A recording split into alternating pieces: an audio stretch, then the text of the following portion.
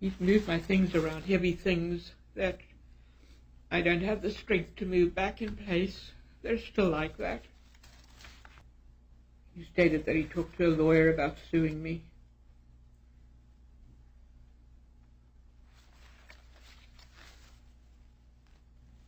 And how long ago was that?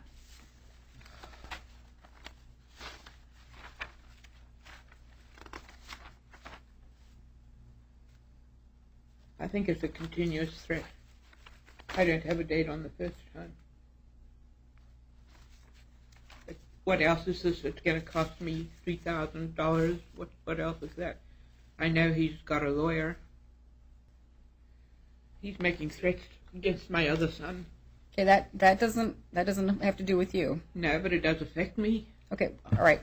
Once again, this has to do with threats. They're going to be alarm or place that you have reason to be that you're going to be placed in physical injury or threats of something that he's going to do to you. He is doing that to me, Your Honor. Okay. I'm going to give you a few more minutes to go through your notes. I'm going to step off the bench and then I'll be right back, all right?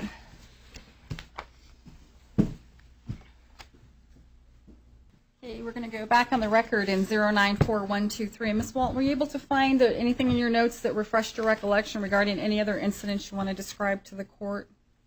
He is threatening to get me on the street, forcing a sale of my home. I have tried to refinance in order to pay him out. I've been unwilling to do that.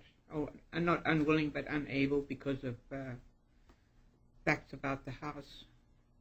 And that's the only way that I can see of, settling with him so that he will move out.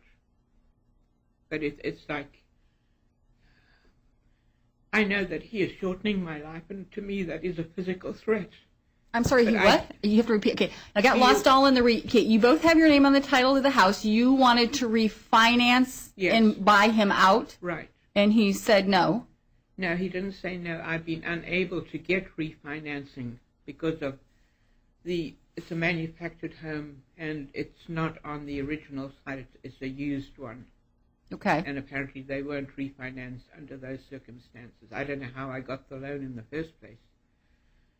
But I'm doing my best to, get refinancing so I can pay him something so he will leave on his own. Because he states that he's as unhappy as anything else. Okay, so that's not going to be a justification, and then you started to say something else that was a threat. He says that he's going to get me out on the street. He's going to force a sale of the house so that I won't have any option. Okay, well, so if your name is on the title, you can't force a sale of the house. Well, he can if he proves that I'm mentally incompetent. That's why I'm looking at what he's trying to do. All right, and I'm sorry, I have listened to all of this, Ms. Walton. The court, as I said, I always err on the side of caution, but you have not been able to articulate anything to the court at this time. I know this is extremely frustrating for you. I understand that it's emotional, but the court has to make a factual finding to support the allegations, and so and you just have not been able to provide the evidence. Now, it doesn't mean something's not going to change. If you go back home today and all of a sudden he finds out that you were at court and he makes some threat to injure you or to do something else and it's appropriate, you can re-petition the court to consider entering an order. However, we've gone through this and you've not been able to, arguing with you about your religion, calling you names is not nice, but in the context of what the descriptions are that are going on, he's not stopping you from getting food. You have transportation to get to the grocery store. He's not stopping you from going into the kitchen. I'm not sure if there's a third party that's not your other son or somebody from your church that wouldn't be, I'm not sure if somebody from senior services can go in and offer you counseling services or say, is there something that we can do to make things better for you inside your house? But this is sort of like a family feud internally and not grounds for the court to enter a restraining order.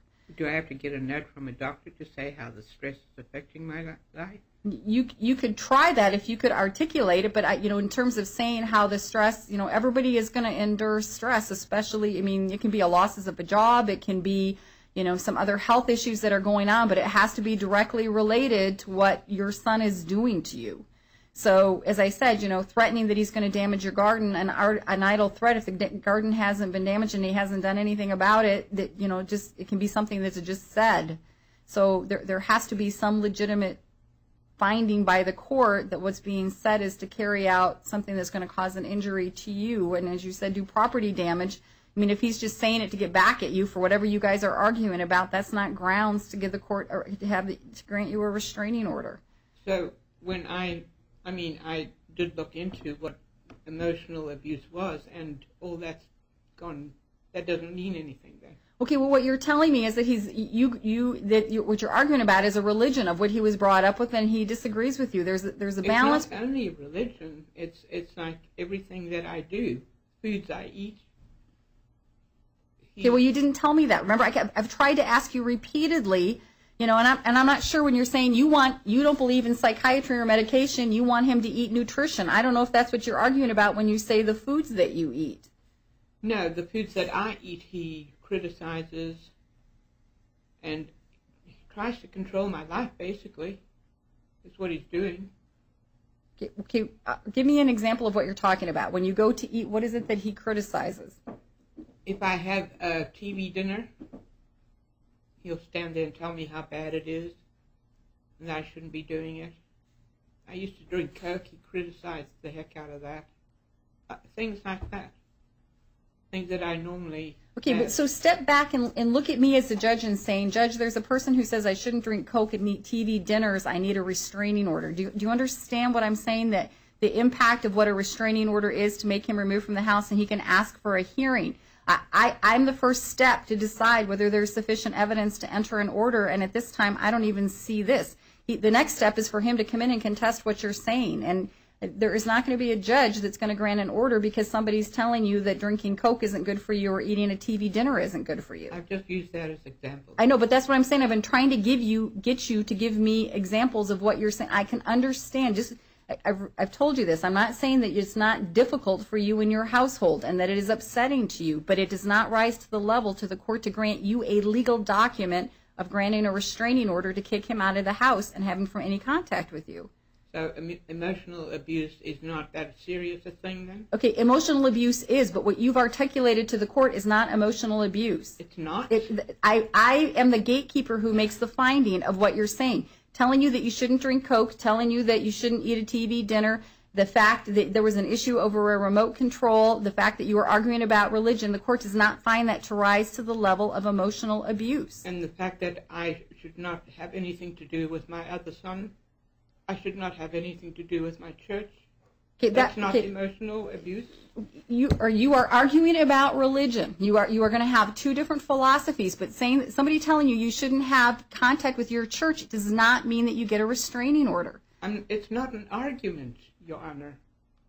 He's throwing these insults. But you still go to church, correct? You still go to church.